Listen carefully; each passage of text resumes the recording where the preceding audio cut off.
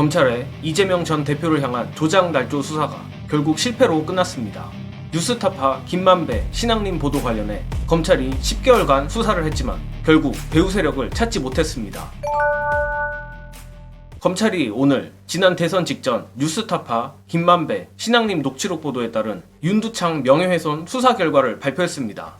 결론부터 말씀드리면 김만배의 배후는 없었으며 10개월 전 검찰이 배후 세력을 규명하겠다며 사실상 이재명 전 대표를 겨냥했지만 결국 10개월 후 검찰은 배후 규명은 수사 방향과 다르다며 말을 바꿔버렸습니다. 사실 당연한 결과라고 보이기도 하지만 의외로 저로서는 오늘 검찰의 수사 결과가 놀라울 지경입니다. 썩을 대로 썩어버린 김건희 애완견들이 이번 김만배 신앙림 보도건을 수사하면서도 온갖 조작 날조를 동원했을 게 뻔한데 그럼에도 이재명 전 대표를 건드리지 못했으며 오히려 검찰의 앞날이 험난할 것으로 보인다고 합니다. 작년 9월부터 검찰은 김만배 신앙림 녹취록 보도의 배후를 밝히겠다며 전방위적 수사를 펼쳤고 기어이 뉴스타파, JTBC, 경향신문, 뉴스버스, 리포액트 등의 언론사를 압수수색하기에 이릅니다. 또한 대통령실마저 여기에 숟가락을 얹으며 희대의 대선 정치 공작, 중대한 국기문란이자 선거 개입이라고 엄프를 한 바 있습니다. 참고로 그 당시 서울중앙지검 관계자는 취재진에게 어떤 배후 세력이 있는지 수사하겠다라고 강조했고 취재진이 그 배후를 이재명 후보 쪽이라고 보느냐고 묻자 계속 수사 중에 있으니 지켜봐 달라라며 부정도 긍정도 하지 않았지만 사실상 이재명 전 대표를 겨냥하는 듯한 뉘앙스를 풍겼습니다. 하지만 그로부터 10개월 뒤 오늘 수사 결과를 발표하며 서울중앙지검 관계자는 사실상 배후는 없다고 밝힌 것입니다. 그러면서 김만배 씨가 누군가로부터 지시를 받거나 모의한 것을 전제로 그 특정인이 배후라면 이는 수사 방향과 다르다라며 10개월 전 배후를 규명하겠다던 검찰의 말이 180도 달라졌습니다.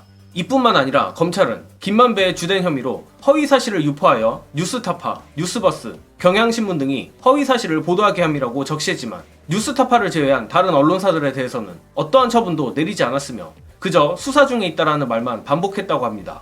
또한 향후 재판에서 검찰이 기소한 뉴스타파 기자들의 범죄 혐의 입증 역시 만만치 않을 것으로 보인다고 하는데 특히 뉴스타파가 김만배와 신앙림 위원장이 보도 시점을 대선 직전으로 조율했는지 검찰은 밝혀내지 못했습니다.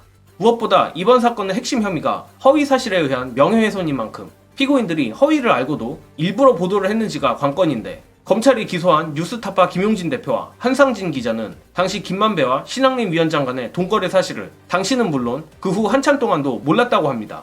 즉 짧게 정리하자면 애초 검찰은 이재명 전 대표를 사실상 배후 세력으로 보고 수사하였지만 이재명 전 대표를 엮기는커녕 오히려 언론사 뉴스타파에게마저 재판에서 이기기 쉽지 않다는 것입니다.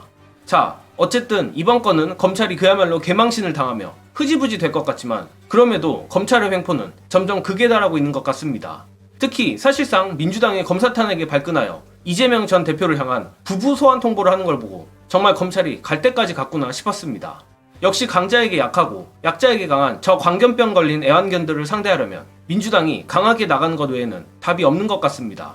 극단적으로는 사실상 김건희 대장 애완견 이원석 검찰총장을 탄핵하는 수까지 염두에 둬야 할 것 같은데 끝으로 박진영 교수님이 말씀하시는 이원석 검찰총장을 탄핵해야만 하는 이유 공유드리며 저는 이만 물러가겠습니다. 시청해주신 여러분 감사합니다. 국회는 행정부와 사법부를 견제하고 감시하라고 있는 겁니다. 근데 행정부의 외청인 검찰청을 탄핵하고 견제하고 감시했다고 해서 검찰총장이라는 데가 국회의원들이 직권 남용하고 있다고 핏대를 올립니다. 야당 대표의 이름을 적시하면서 정치적 발언을 합니다. 저는 검찰총장 이원석 총장을 세 가지 이유로 탄핵해야 된다고 봅니다. 첫 번째, 탄핵 검사들은 징계해야 될 사유가 분명히 있는 사람들입니다. 징계해야 될 사유가 있는 검사들을 징계하지 않았기 때문에 이원석 검찰총장은 직무유기입니다. 두 번째, 이재명 민주당 전 대표를 특정해서 거명하면서 비난을 했기 때문에 공무원의 정치적 중립 위반입니다. 세 번째, 감히 행정부의 외청의 장이 국민의 대표기관인 국회를 겁박을 했습니다. 국회의원들이 직권 남용을 했기 때문에 수사를 할 수도 있다라는 이야기로 겁박을 했습니다. 상권분립이라는 헌법 정신을 위반했습니다. 이원석 총장은 검찰주의자로서의 그 엘리트식과 오만함, 그것 때문에 임기 한두 달을 남기고 탄핵되는 검찰총장이 될 것입니다.